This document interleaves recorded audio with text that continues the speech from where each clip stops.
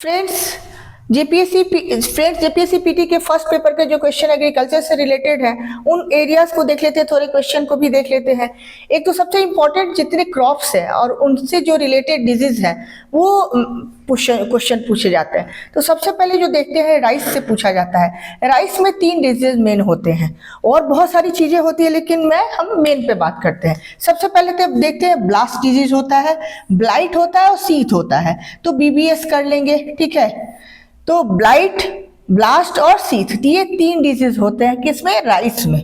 ये इंपॉर्टेंट है, देख लेंगे। ब्लास्ट पूछा जाता है, ब्लास्ट अक्सर पूछा जाता है कि कौन सा ऐसा फसल है जिसमें ब्लास्ट डिजीज होता है। दूसरा देखते हैं, वीट की बात करते हैं। वीट में होता है क्या है कि वीट में जो होते हैं उनके नाम थोड़े इजी आपको मिलेंगे।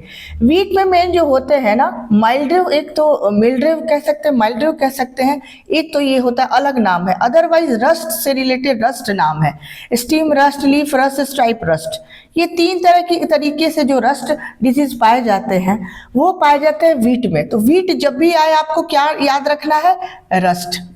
रस्ट से रिलेटेड होगा तो मतलब कहने का वो वीट है और कोई ऐसी नाम नहीं मिलने वाला, ठीक है। तो आपको याद रखने का ये नाम याद रखने की जरूरत नहीं है, स्टीम, लीफ, पाउडरी, ये सब नहीं, ठीक है। मिल्ड्रो और ये जो होता है वीट से। और मेज से रिलेटेड, मेज में जो होता है ना वो मोजाइक वायरस सबसे ज्यादा होता है ये, ठीक है। वायरल डिजीज है मोजाइक वायरस, तो मेज का ये याद रखेंगे। मोजाइक वायरस जो डिजीज होता है वो मेज में होता है, ठीक है। दूसरा होता है कि ये भी इंपॉर्टेंट है, ठीक है, ग्रे लीफ स्पॉट होता है उसमें, किसमें? मेज में, मक्के में।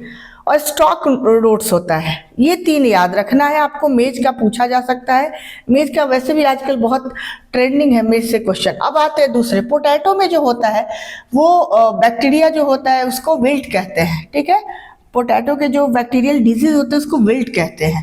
दूसरा होता है कॉटन में। कॉटन में भी ब्लाइट एक जगह और मिला था, कॉटन में और आपको देखेंगे राइस में। तो दोनों जगह एक ही कोई क्वेश्चन पूछेगा, दोनों वैसे भी नहीं पूछने वाला। तो आपको कॉटन में याद रखना है ब्लाइट होता है, फ्यूजेरियम होता है, विल्ट होता है। फ्यूजेरियम विल्ट एक ही है, ब्लाइट फ्यूजेरियम विल्ट, ठीक है। तो ये इसका एक ही नाम है, ब्लाइट फ्यूजेरियम विल्ट। ब्लाइट अलग है, फ्यूजेरियम विल्ट एक है, ठीक है। इसको आपको ध्यान रखना है, कॉटन का आपको ध्यान रखना है। तीसरा होता है विल्ट का, अगर बात करते हैं विल्ट वैसे बहुत सारे नामों में आ जाता है, तो बनाना में होता है। तो विल्ट का कोई कॉमन है, इसलिए विल्ट को याद ज्यादा रखना नहीं है। सीगोटोका एक होता है बनाना में, सीगोटोका अलग नाम है। लीफ स्पॉट होता है, ये कौन सा होता है? बनाना में होता है। अब बंची टॉप वायरस, ये भी पूछा, बंच में होता है बनाना, तो इससे आप बंच में बंची कर लेंगे और इसको याद रखेंगे बंची। अब आते हैं, ये इतने ही पूछे जाते हैं, इससे ज्यादा की आवश्यकता बहुत कम पड़ती है। तो एक बार आप चाहे तो इसका स्क्रीनशॉट ले लें, ठीक है। यहीं से क्वेश्चन बेसिकली बनते हैं। देखिए कितना ईजी है याद करना, ठीक है। एक बार आप स्क्रीनशॉट ले लीजिए, बहुत ज़रूरी है यहाँ से, ठीक है। आपको लिखने की भी ज़रूरत नहीं पड़ेगी क्योंकि मैं इसे अब मिटा रही हूँ, ठीक है। अब देखते हैं इम्पॉर्टेंट, ये हो गया। अब न्यूट्रिएंट्स जो होते हैं, ठीक है, क्योंकि प्लांट्स को क्या होता है, उनके ग्रोथ के लिए न्यूट्रिएंट्स चाहिए। जैसे हमें खाना चाहिए, हम खाना वेजिटेरियन कहाँ से लेते हैं? प्लांट से लेते हैं। तो प्लांट को भी ग्रो करने के लिए कहीं ना कहीं से खाना चाहिए, तो वो जहाँ से लेते हैं, एक मैंने लिस्ट तैयार किया है। तो देखते हैं। हाँ, एक इसमें छूट गया, शुगर केन से रिलेटेड क्वेश्चन पूछा जाता है। शुगर केन से रिलेटेड उनके भी होते हैं, उसमें होता है रेड रॉट, इंपॉर्टेंट है, ये क्वेश्चन पूछा जाता है। रेड रॉट, ये डिजीज से क्वेश्चन इंपॉर्टेंट है, पूछा जाता है, ठीक है। स्मट दूसरा है, स्मट, ठीक है, यहां से भी पूछा जा सकता है। तीसरा है जैसे येलो लीफ डिजीज, ये तो कॉमन है वैसे, लेकिन जानना चाहिए आपको येलो लीफ डिजीज, ठीक है। तो यहां से भी आपको जानने की जरूरत पड़ सकती है, ठीक है। तो इतनी चीजें आप जरूर जान ले। उसके बाद एक मैंने लिस्ट तैयार की है जो डिजीज न्यूट्रिएंट्स की, वो हम देख लेते हैं एक बार, ठीक है। आपने ये देख लिया होगा। अब चलते हैं, सबसे पहले जो मेजर न्यूट्रिएंट्स है, न्यूट्रिशन जो न्यूट्रिएंट्स होते हैं उनकी 2 कैटेगरी होती है। अब आप समझ सकते हैं, देखिएगा, थोड़ा ये अभी ड्राई नहीं है, न्यूट्रिएंट्स, ठीक है, इनकी 2 कैटेगरीज होती है। न्यूट्रिएंट्स की जो होती है क्या होती है, दो कैटेगरी, एक मेजर और एक माइक्रो। तो मेजर को ऐसे ही नॉर्मल लिखते हैं न्यूट्रिएंट्स, और दूसरा जो होता है वो माइक्रो होता है, माइक्रो न्यूट्रिएंट्स। माइक्रो न्यूट्रिएंट्स की कम मात्रा में जरूरत होती है, ठीक है। तो माइक्रो न्यूट्रिएंट्स ये दो कैटेगरीज में डिवाइड है। जितने प्लांट्स के जितने न्यूट्रिशनल चीजें होती हैं उनको दो कैटेगरी में हम डिवाइड करते हैं। अब आते हैं देखते हैं, सबसे पहले हम देखते हैं इन मेजर वालों को देख लेते हैं। इसमें है सबसे पहले नाइट्रोजन, नाइट्रोजन है। अब नाइट्रोजन किस चीज के लिए जरूरी है, ठीक है, आपको पता है क्लोरोफिल प्रोडक्शन के लिए, ठीक है, उसके बाद वेजिटेटिव ग्रोथ के लिए, और तीसरा है जो लीफ कलर के लिए।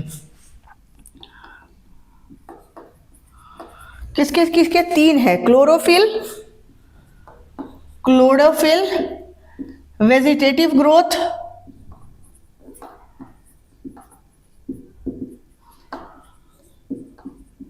ग्रोथ, और तीसरा है लीफ कलर, ठीक है। यहां से वैसे नाइट्रोजन से कम ही क्वेश्चन पूछे जाते हैं क्योंकि ये बहुत कॉमन चीजें हैं। इसमें कहाँ से क्वेश्चन पूछे जाते हैं, वैसे न्यूट्रिएंट से क्वेश्चन आपसे पूछे जाएंगे जहां थोड़ा सा आपको लगता है कि वो रेयर है या बहुत इंपॉर्टेंट है। तो नाइट्रोजन बहुत ज्यादा, ठीक ठीक आप देख लेंगे एक बार, ठीक है। अब आते हैं फॉस्फोरस पर। तो ये जो है सब, फॉस्फोरस जो है वो होता है, सबसे पहले वो एनर्जी जब ट्रांसफर होता है प्लांट में एक जगह से दूसरे जगह, तो उसके लिए क्या जरूरत होती है, एनर्जी ट्रांसफर के लिए क्या जरूरत होती है, उसके लिए फॉस्फोरस की जरूरत पड़ती है। किसकी जरूरत, जब तक एनर्जी प्लांट को नहीं मिलेगा तब तक वो कैसे, उसका ग्रोथ कैसे होगा, ग्रो नहीं कर सकता है, ठीक है। यानी कहने का मतलब एटीपी जो होता है, adeno triphosphate, ATP adeno triphosphate, इसके ट्रांसफर के लिए एक जगह से दूसरे जगह जाने के लिए क्या जरूरी है, बहुत इंपॉर्टेंट क्वेश्चन है ये, देख लेंगे, फॉस्फोरस की जरूरत पड़ती है, ठीक है। तो एटीपी के लिए जरूरत पड़ता है। उसके बाद जो रूट की डेवलपमेंट होता है, और दूसरा होता है फ्लोरिंग, ये बहुत इंपॉर्टेंट है phosphorus, root development, root development, और तीसरा फ्लोरिंग, फ्लावरिंग, ठीक है। तो ये तीन चीजों के लिए फास्फोरस की बहुत बड़ा रोल होता है। ये बहुत इंपॉर्टेंट है, यहाँ से आप बिल्कुल याद कर लेंगे, बिल्कुल ये बहुत इंपॉर्टेंट होने वाला है यहाँ से, ठीक है। अब तीसरा चलते हैं कैल्शियम। कैल्शियम का रोल कोई बहुत बड़ा नहीं है, सेल वॉल के ग्रोथ में है, सेल वॉल को ग्रोथ नहीं, सेल वॉल को स्ट्रेंथन करने में। तो देख लेते हैं, वैसे कैल्शियम ये सेल वॉल के लिए जरूरी है, सेल वॉल को स्ट्रेंथ देने के लिए, इतनी ज्यादा ये चीजें इतनी जरूरी है। फास्फोरस बहुत ज्यादा इंपॉर्टेंट है, एनर्जी ट्रांसफर, एटीपी जिसको कहते हैं, उसके बाद रूट डेवलपमेंट के लिए और फ्लावरिंग के लिए। इसके लिए तीन चीजें देख लेंगे। अब नेक्स्ट पे चलते हैं। अभी मैं मेजर की ही बात कर रही हूँ, अभी माइक्रो लेवल पे नहीं आए हैं, तो इन चीजों को थोड़ा सा देख लेते हैं एक बार, ठीक है। अब जो आते हैं मैग्नीशियम, मैग्नीशियम जो होता है, मैग्नीशियम, ठीक है, Mg भी वहां लिखा जा सकता है।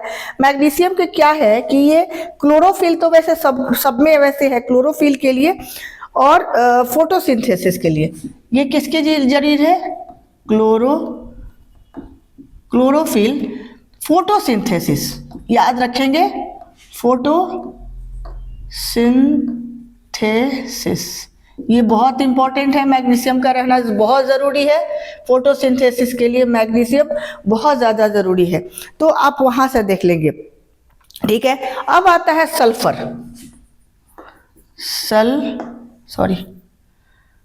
सल्फर, ठीक है। अब सल्फर क्यों ज़रूरी है, सल्फर जो ज़रूरी है, यहाँ से भी क्वेश्चन बनने की पॉसिबिलिटी बहुत ज़्यादा है। ये प्रोटीन सिंथेसिस के लिए, प्रोटीन सिंथेसिस के लिए प्रोटीन सिंथेसिस के लिए सल्फर का होना बहुत ज़रूरी है, ठीक है।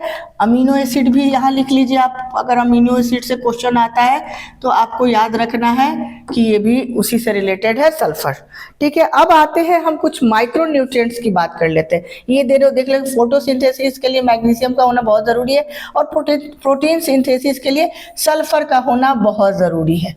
ये आपने देख लिया होगा एक बार।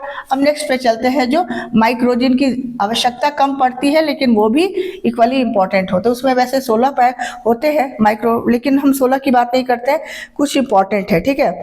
अब देखते हैं जिंक, यहां से देखते हैं जिंक। अब इस बहुत इंपॉर्टेंट है जिंक, क्योंकि लिए इसको ग्रोथ हार्मोन कहते हैं, ग्रोथ हार्मोन, ठीक है। तो आप इसको देख लेंगे कि इसे क्या कहते हैं, ग्रोथ हार्मोन। जिंक को क्या कहते हैं, ग्रोथ हार्मोन। तो ध्यान रखेंगे, अगर ग्रोथ हार्मोन आपसे पूछा जाता है तो उसका जो आंसर होगा वो जिंक होगा, ठीक है।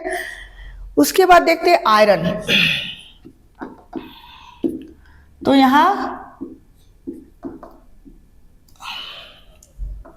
एक मिनट, क्लोरोफिल के लिए, सिंथेसिस के लिए जो है आयरन बहुत ज़्यादा जरूरी है। सिंथेसिस, क्लोरोफिल के सिंथेसिस के लिए, ठीक है, क्रोमोफिल के सिंथेसिस के लिए आयरन सब बहुत ज़्यादा जरूरी है। तो ये तो वैसे भी मैं और बहुत ज़्यादा क्लोरोफिल सिंथेसिस था, लेकिन इसको भी देख लेंगे, ठीक है। अब आते हैं, तो इसलिए सबसे ज़्यादा इंपॉर्टेंट है ये। अब दूसरा आते हैं बोरोन। नाम सुनने में आपको लगेगा कि हाँ कैल्शियम ज़्यादा इंपॉर्टेंट है, आयरन ज़्यादा इंपॉर्टेंट है। ये जो है वो पॉलिनेशन के लिए बहुत ज़्यादा ज़रूरी है। पॉलिनेशन के लिए क्या इंपॉर्टेंट है वो देखते हैं, बोरॉन, ठीक है। तो बोरॉन को बिल्कुल आप यहाँ पे बहुत इंपॉर्टेंट कर ले, जिंक को इंपॉर्टेंट कर ले, यहाँ से क्वेश्चन बनेंगे, ठीक है। अब मैंगनीज की बात करते हैं, ठीक है। अब जो मैंगनीज होता है, मैंगनीज,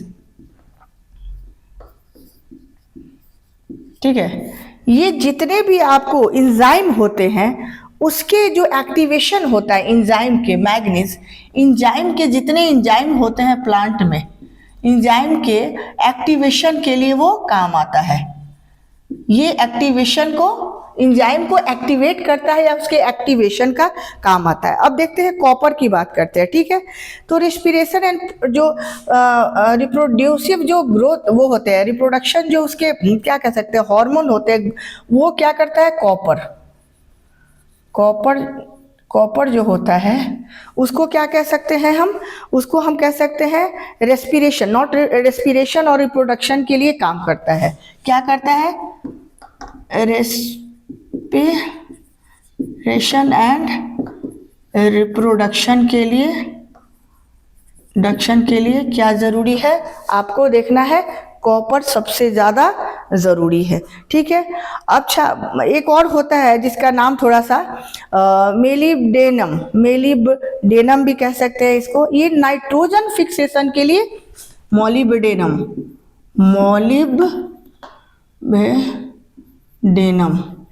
ये नाइट्रोजन फिक्सेशन के लिए बहुत ज़्यादा ज़रूरी है। तो इसको बिल्कुल याद रख लेंगे, नाइट्रोजन फिक्सेशन के लिए सबसे ज़्यादा ज़रूरी है ये, ठीक है। तो उसको याद कर लेंगे। अब आता है, एक बचता है इंपॉर्टेंट और भी है, क्लोरीन, ठीक है। तो जितने आयनिक बैलेंस होते हैं ना, आयन के जो जितने आयंस पाए जाएंगे, ठीक है, क्लोरीन क्या करता है कि आयन जो होते हैं ना, आयन के बैलेंस का काम करता है, ठीक है। तो ये बैलेंस का काम कौन सा करता है, क्लोरीन करता है। तो इतने ही आपको है, एक बार देख लेंगे, यहाँ से क्वेश्चन पूछा जाएगा, यहाँ से पूछा जाएगा। कॉपर भी देख सकते हैं, बट मैंगनीज भी जरूरी है, बोरॉन जरूरी है, जिंक सबसे ज़्यादा जरूरी है, ठीक है। यहाँ नाइट्रोजन फिक्सेशन से संबंधित है ये सारी चीज़ें, ये माइक्रो का है। तो आप देख लेंगे ये सारी चीज़ें, स्क्रीनशॉट एक बार ले लीजिए, और बहुत इजी है याद करना। कोई और मैं ट्रिक आपसे ट्रिक लेके उसके बाद मैं भी आपको एक दिन और समझा दूंगी, ठीक है। अब जो नेक्स्ट मैं आपको बताऊंगी, ठीक है, कल मैं एक दूसरी वीडियो अपलोड करूंगी, जो आपको होगा, कुछ क्रॉप होंगे, उनके आइडियल जो होते हैं कि क्रॉप किन कंडीशन में कहाँ ग्रो करेंगे, ठीक है, उसके बोटेनिकल नेम्स देख लेंगे, कुछ के क्रोमोसोमल लेवल पे देखेंगे, जेनेटिक लेवल पे क्या होता है, कुछ एडवांस मेथड भी देखेंगे। तो ये कल की वीडियो में होगी। आज के लिए बस इतना ही। आज के लिए बस थैंक यू।